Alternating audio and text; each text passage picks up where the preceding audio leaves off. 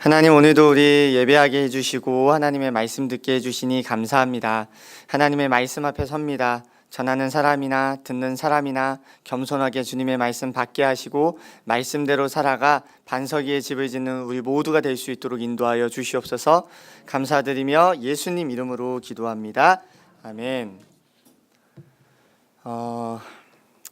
우리가 잘 아는 섬집악이라는 동요가 있습니다. 이 제목만 들으면 생소하신 분들도 계실 텐데 노래를 들으시면 하실 것 같아요.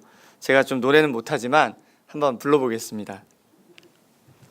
엄마가 섬 그늘에 굴 따러 가면 아기가 혼자 남아 집을 보다가 바다가 불러주는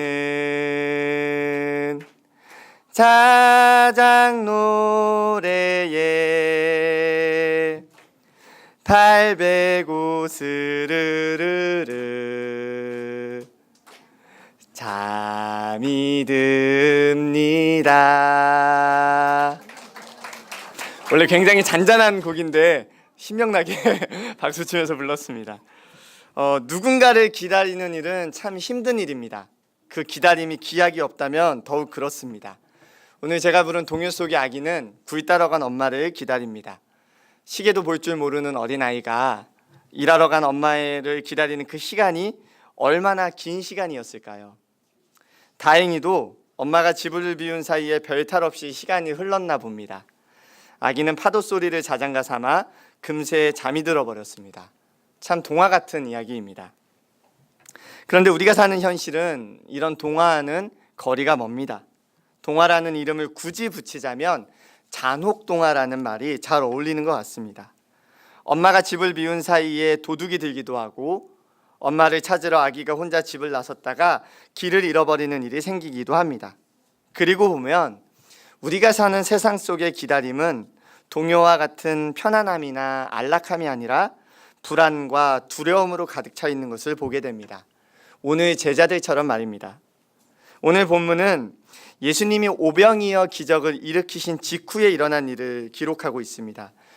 병행 본문인 요한복음 16장을 보면 놀라운 기적을 체험한 민중들이 예수님을 왕으로 모시려는 움직임을 보였다고 성경은 이야기합니다.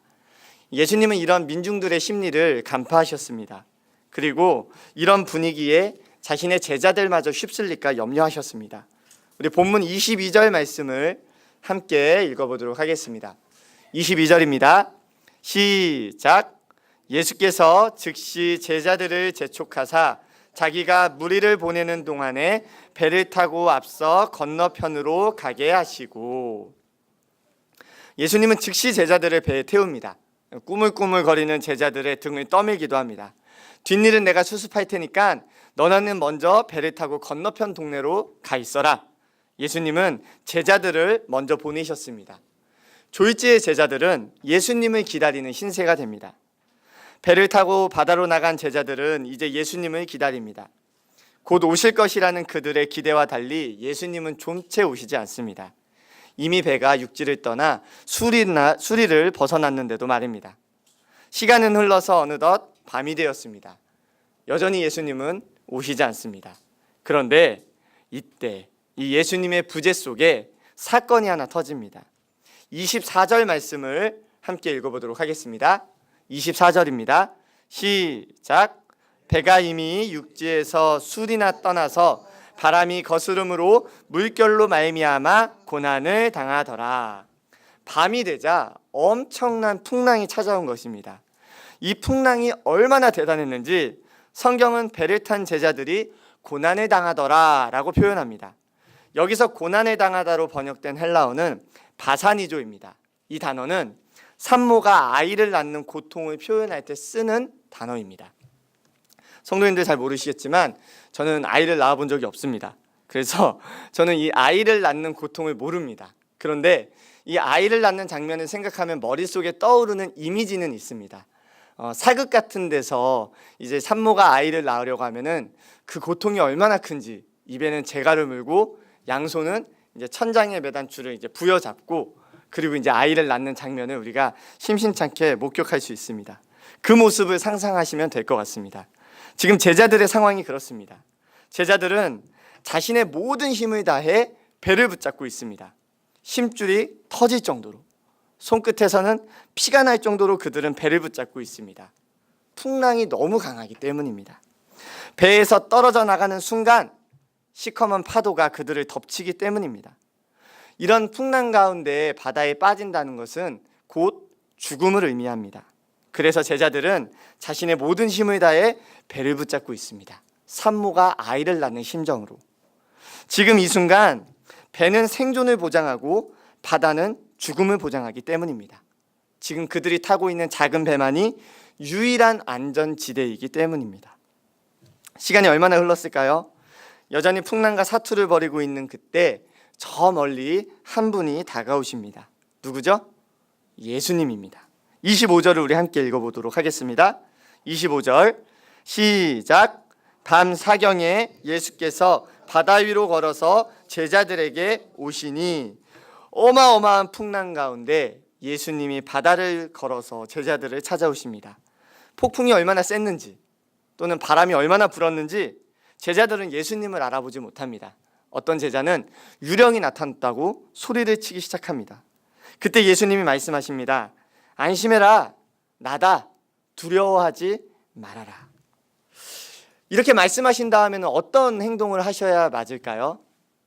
즉시 배로 올라오셔서 제자들을 위로해 주시던지 다독여 주셔야 맞는 말 아닐까요? 근데 어찌된 영문인지 본문을 보면 예수님은 배 위로 올라오실 생각이 전혀 없어 보입니다. 왜 그러실까? 말씀을 묵상하는 가운데 저는 예수님이 오히려 제자들에게 질문을 하고 있다는 느낌을 받았습니다. 얘들아, 너네가 붙잡고 있는 그 배가 정말로 안전하니? 엄청난 풍랑이 있는 바다에서 유일한 안전지대는 배입니다. 그 배가 크든지 작든지 배 위에 있는 것이 가장 안전하고 현명한 선택입니다. 우리 어린이 부서 친구들도 다 아는 사실입니다. 그런데 한 가지 예외가 있습니다. 바다에 주님이 계시다면 말입니다. 바다에 주님이 계시다면 전세는 역전이 됩니다. 아무리 풍랑이 크게 일어도 그 바다 위에 우리 예수님이 계시다면 바다는 그 순간 생명을 보장해주는 안전지대가 됩니다. 반대로 배가 아무리 크고 튼튼해 보여도 그곳에 우리 예수님이 계시지 않다면 그 배야말로 죽음을 보장하는 장소가 되는 것이죠. 오늘 우리가 살아가는 세상을 봅시다. 우리가 살아가는 세상은 잔잔한 호수가 아닙니다. 오히려 제자들이 사투를 벌이고 있는 풍랑이 있는 바다와 같습니다. 예측할 수 없는 일들이 일어나고 우리의 힘이 통하지 않고 지혜가 통하지 않고 경험이 통하지 않은 거센 파도가 매일같이 몰아치는 곳이 우리가 발딛고 사는 오늘 아닙니까? 이 세상에서 안전하게 살기 위해 우리는 많은 방법을 강구합니다. 돈을 아끼고 아껴서 적금을 들기도 하고 미래를 생각해 아파트 부지를 구입하기도 합니다. 주식에 투자를 합니다. 보험에 가입하기도 합니다. 어떤 사람들은 인간관계에 자신의 시간과 물질을 모두 투자합니다. 어떤 사람은 건강과 관련된 일이라면 사족을 묻습니다. 그렇게 험한 바다 위에서 생존하기 위해 자신들의 배를 굳게 잡고 살아갑니다. 문제는 무엇일까요? 과연 그 배 위에 주님이 계신가 하는 것입니다. 아무리 우리의 지혜와 힘을 다해 인생을 지키기 위해 노력한다 하더라도 그곳에 주님이 계시지 않다면 그곳은 안전하지 않다는 말입니다. 그런데 오늘 베드로를 봅시다. 이 베드로는 역시 수제자입니다. 예수님의 말씀을 듣고 예수님의 질문에 대답을 간파해냅니다. 28절 우리 한 목소리로 읽어보도록 하겠습니다. 28절입니다. 시작. 베드로가 대답하여 이르되 주여 만일 주님이시거든 나를 명하사 무리로 오라 하소서 하니. 지금 베드로의 행동은 예수님을 시험하는 행동이 아닙니다. 오히려 베드로는 지금 이 사실을 발견한 겁니다. 풍랑이는 바다 위에서 내가 있어야 할 안전지대는 배가 아니라 주님이 계신 바다다. 그래서 이야기합니다. 주님, 제가 주님이 계신 그 바다로 나아가겠습니다. 그리고 주님은 그의 믿음에 화답하십니다. 29절을 보면 베드로의 이 믿음의 고백에 예수님이 이렇게 말씀하십니다. 오라, 오라. 지금 베드로의 모험에 예수님이 얼마나 기뻐하시는지 혹시 느껴지십니까? 이게 우리말로 하면은 잘 맛이 살지 않습니다. 영어 성경에서는 이 오라라는 말이 커먼으로 번역되어 있습니다. 그러니까 예수님이 베드로가 주님, 제가 주님 계신 곳으로 가도 되겠습니까? 라고 말할 때 예수님이 힘차게 말씀하시는 겁니다. Come on, come on. 저는 이 본문을 묵상하는 가운데 이 예수님의 마음이 조금은 깨달아졌습니다. 제가 이 기분을 알기 때문입니다. 우리 청소년부 친구들이 가끔 믿음의 도전을 할 때가 있습니다. 가끔. 전도사님, 저도 성경 공부반 들어가도 되나요? 그럼 제가 뭐라고 할까요? 당연하지. 빨리 들어와. 어떤 친구가 저에게 문자를 보냅니다. 전도사님, 오늘 금요 예배죠? 저 예배 참석해도 될까요? 그럼 제가 뭐라고 이야기할까요? 당연하지. Come on, 와라. 지금 예수님의 환희가 느껴지십니까? 베드로가 제가 주님께 가도 됩니까? 라는 이야기가 떨어지자마자 예수님이 말씀하시는 겁니다. 오라. 여러분, 우리는 어디로 가야 할까요? 아무리 생각해도 풍랑이 있는 바다보다는 배 위가 안전해 보입니다. 그러나 성경은 말합니다. 배가 안전을 보장해 주는 것이 아니라 주님 계신 곳이 안정을 보장해 주는 곳이야. 그것이 풍랑이 있는 바다 한가운데라 하더라도 그곳에 우리 주님이 계시다면 우리는 그곳으로 달려가야 한다는 것입니다. 사랑하는 성도 여러분, 세상이 말하는 안전지대에 머물지 마시기 바랍니다. 세상이 말하는 안전지대에 우리 너무 목매지 않길 바랍니다. 물질, 지혜롭게 사용해야 합니다. 그러나 물질이 우리를 구원하지 못합니다. 인간관계, 지혜롭게 맺어가시기 바랍니다. 그러나 그 인간관계가 우리를 지켜줄 수 없습니다. 건강, 반드시 지켜야 됩니다. 그러나 건강이 영원한 생명을 줄 수 없습니다. 주님이 계신 곳, 진짜 안전한 그곳으로 나아가시기 바랍니다. 때로 물질에 손해가 있고, 때로는 인간관계가 깨지고, 때로는 내 건강이 상하더라도 주님이 그곳에 계시다면 그곳이 가장 안전한 곳이기 때문입니다. 이제 베드로가 주님을 향해 힘차게 발을 내딛습니다. 그러자 놀라운 일이 일어났습니다. 베드로도 주님과 같이 물 위를 걷기 시작한 것입니다. 우리 29절을 함께 읽겠습니다. 29절입니다. 시작. 오라 하시니 베드로가 배에서 내려 물 위로 걸어서 예수께로 가되 믿음에는 반드시 대가가 따릅니다. 동시에 믿음에는 반드시 열매도 따릅니다. 베드로는 믿음으로 주님께 나아갔습니다. 그리고 그 믿음의 열매를 누렸습니다. 물 위를 걷는 기적을 체험한 것입니다. 우리가 안전해 보이는 배를 버리고 주님께 나아갈 때 주님은 우리를 그냥 내버려 두시지 않습니다. 그러므로 용기를 가지시기 바랍니다. 주님은 우리를 버리지 않습니다. 우리가 주님 계신 바다 위로 나아간다면 바다 위를 걷는 기적을 맛보게 될 것입니다. 그런데 문제가 있습니다. 이 이야기가 이렇게 해피엔딩으로 끝나지 않다는 것입니다. 안타깝게도 베드로의 이 멋진 믿음은 너무 찰나였습니다. 30절을 우리 함께 읽어보도록 하겠습니다. 시작. 바람을 보고 무서워 빠져가는지라 소리질러 이르되 주여 나를 구원하소서 하니. 베드로가 몇 걸음 걸었을까요? 한 걸음 걸었을까요? 두 걸음 걷고 빠졌을까요? 모르긴 몰라도 그래도 베드로니까 한 5걸음 정도는 걷지 않았을까 생각해 봅니다. 근데 그래도 대단한 것 아닙니까? 파도가 어마어마하게 치는 그 바다 위를 믿음만으로 5걸음 걸었다? 참 대단한 믿음이고 과연 수제자라 할 만합니다. 그런데 믿음은 컸지만 믿음이 유지되는 시간은 참 초라할 정도로 짧았습니다. 우리의 모습 같지 않습니까? 이번 청소년부 여름 캠프에서 하나님이 주시는 은혜가 있었습니다. 우리 청소년 아이들 중 몇 명이 은혜를 받은 겁니다. 그래서 그 은혜 받은 아이들을 데리고 맛있게 식사하고 2차로 이제 목사님 방에 모여서 여러 가지 이야기를 나눴습니다. 수련회에 대한 이야기를 이런저런 이런 이야기 저런 이야기를 하고 나서 이제 기도 제목을 나누는데요. 그날 제가 정말 감동을 받았습니다. 항상 철부지로 보였던 우리 청소년 친구들이 그 마음속에 믿음이 생겼더라고요. 제가 아이들의 기도 제목을 몇 개 가져와 봤는데 들으시고 생각나실 때 같이 기도해 주시면 좋을 것 같습니다. 먼저 중3 박세준이라는 친구의 기도 제목입니다. 예수님을 만나고 나서 내 삶에 잘못된 부분들이 너무 많다는 것을 배웠어요. 이제 정말 변화되고 싶어요. 변화된 삶을 살 수 있도록 기도해 주세요. 박성호라는 친구의 기도 제목입니다. 신앙생활을 제대로 시작하고 싶어요.